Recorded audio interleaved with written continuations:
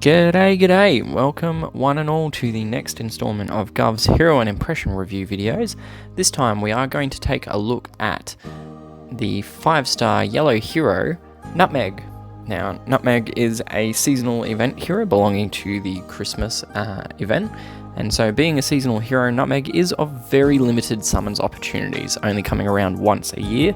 However, the portal does stay open for the entire month of December, so you've got a little bit of time to get in there and use those epic hero tickets for her.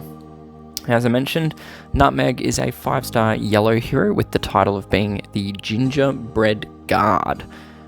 Now, she is freshly released into the game at the time of this review, being added during the 2023 edition of the Jingle Bells Christmas portal. Having a quick look at her full artwork, there's not much to really say. It's kind of playing on that gingerbread theme and the elves and guard and stuff, but there it is. Look and feast your eyes to your delight, I guess. So that was provided to me by an Alliance member, Jack, so thanks for that, Jack. I appreciate it. So, as I mentioned, Nutmeg is a member of the Christmas family, or the Jingle Bells family. So this family will give the effect of summoning an elf minion for herself with 8% HP and 8% attack inherited from her stats. If you do have more unique members of the Jingle Bell family in your team, these minions will get a 2% boost to the attack and health stats. So overall, I don't like this family bonus. I think it's actually probably the worst family bonus in the game, beaten only by the Vanilla and Hero of the Month ones, which literally don't exist. So if it applied the elf minion to more heroes, sure, maybe it would be useful, but because it's only one elf minion with relatively low stats for just herself, I don't really like it. So in terms of her stats, so Nutmeg has 668 attack, 824 defense, and 1492 HP. So it is skewed more towards that defense and HP stat, which is a little at odds with the rest of her special skill, but we'll get into all of that a little bit later. Her special skill is set to 39 slow, which requires 12 tiles to charge, or 6 ghosted tiles. To get a speed break, it does just need +4 on her speed, so that is quite easily achieved using either the 5-star Ragnarok Vantage or even the 4-star Triss Vector speed weapons. It is possible that you could speed break her using the 3-star speed gun, but you would need to pick up her +20 class node, which is just unrealistic to expect anyone to do that. So it's way easier just to use the 4-star Triss Vector, for example, which is +7. Class-wise, Nutmeg is a member of the Spy class, which grants the chance to cut 10% charge from enemies whenever they deal damage. This damage can be from any source. It can be from tile damage, special skills, support attacks, even minion strikes. Anything which originates from Nutmeg has the chance to deal that charge cut. So I do love that. It is my favorite of the class talents, the Spy class. So yeah, that is a little bit of a positive for her. Though I personally would advise against putting any emblems on Nutmeg. We'll get into it all a little bit later, but I just don't see her as being overly worthwhile in terms of embleming up. If you are going to put emblems on her, so I'm just going to use Dead Eyes here, I would recommend going an attack path. Again, this is only if you absolutely have to put emblems on her, and probably prioritizing HP as the secondary perk. So it's looking a little bit like this is the route that I would go if you absolutely had to put emblems on Nutmeg. So we can see we're picking up attack and HP, attack to try and bolster her lacking attack stat, and then HP just to try and boost that minion up a little bit. So yeah, that's, again, I wouldn't probably recommend putting any emblems on her, but that would be the path that I would take if you were forced into it. Heading back over to her special skill, to her card, we'll take a look at her special skill. So her special skill is titled Festive Spice Blast, because Nutmeg is a Christmas spice apparently. And at level 10 skill and 39 charge speed, it will deal 260% damage to the target with minor damage to nearby enemies. Little note on the minor damage.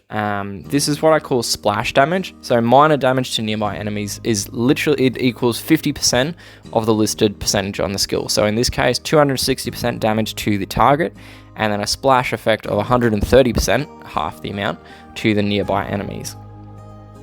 The skill will also deal an additional 38% damage to for each yellow tile on the board, up to a maximum of 304% additional damage, and then the caster and nearby allies will regenerate 285 HP over 3 turns.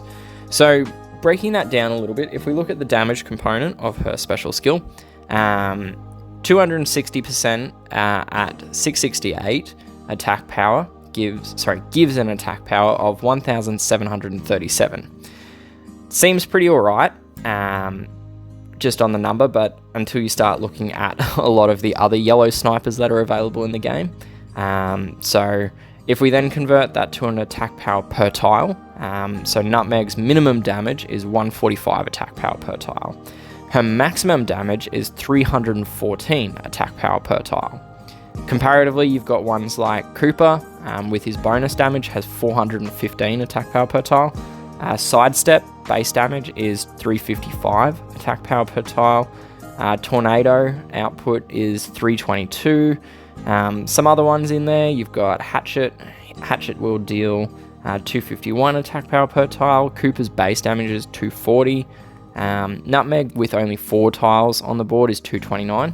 So overall, her maximum damage output is okay. It's fairly up there, but the big downside to all of this is that it requires 12 tiles to charge, and then requires additional tiles again to actually boost that damage. So realistically, her maximum damage output shouldn't be divided by 12, it should be divided by 20, because you need the 12 tiles plus an additional 8 on the board. So we're talking that if we did that and divided that 378 by the 20 tiles, it drops it down to just 188 attack power per tile. So that drops her maximum damage output way down to being in like the bottom 3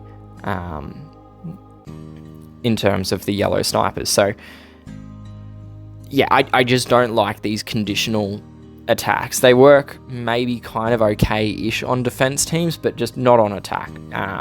For them to really work, you need like a supreme yellow board, in which case you could probably have done better using another hero, charging them twice. Like Cooper needs only 9 tiles to charge once he's got a charge break.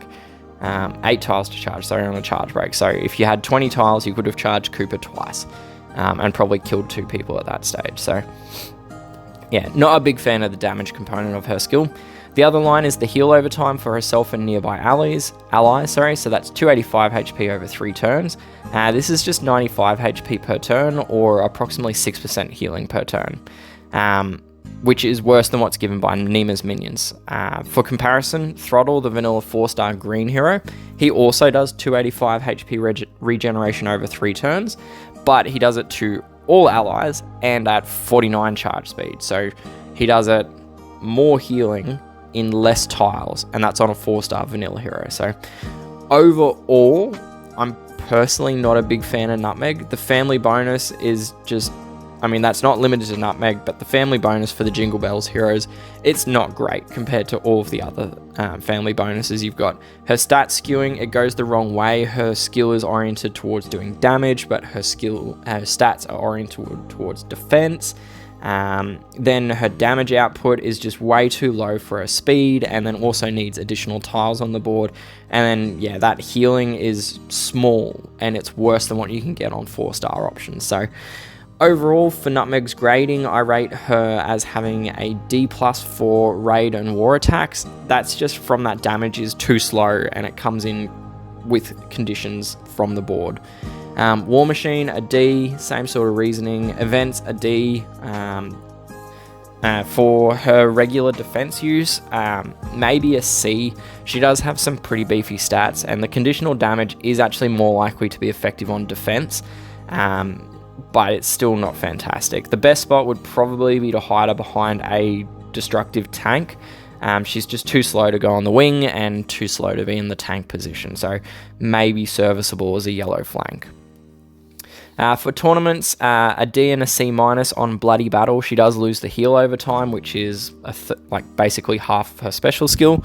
Buff booster, C-, C+. There's a slight increase because she does have that heal over time buff in terms of her grading, but not substantial. Charged attack, I give her a C and a C+, and that's just because she gets a lot of speed improvement, but that conditional damage still just keeps her a long way down. So overall, in terms of the overall grading, that she comes in with a D+ for attack and a C for defense. And yeah, so that concludes the content of this review of Nutmeg. As always, this is just my personal opinions. I do love hearing your thoughts and your feedback on these heroes, so please do drop me a note into the comments of this video. If you did enjoy it, like the video, subscribe to the channel, share the video around, most importantly, because chances are, if you found this video to be useful for you and the series, all the other people you play with will also find it useful. So yeah, that concludes the review of Nutmeg. Apologies, not the greatest one, not the most positive review, but yeah, that's where it's at. So thanks once again for tuning in and for joining me for the review. Good luck and happy gaming. Cheers. Bye.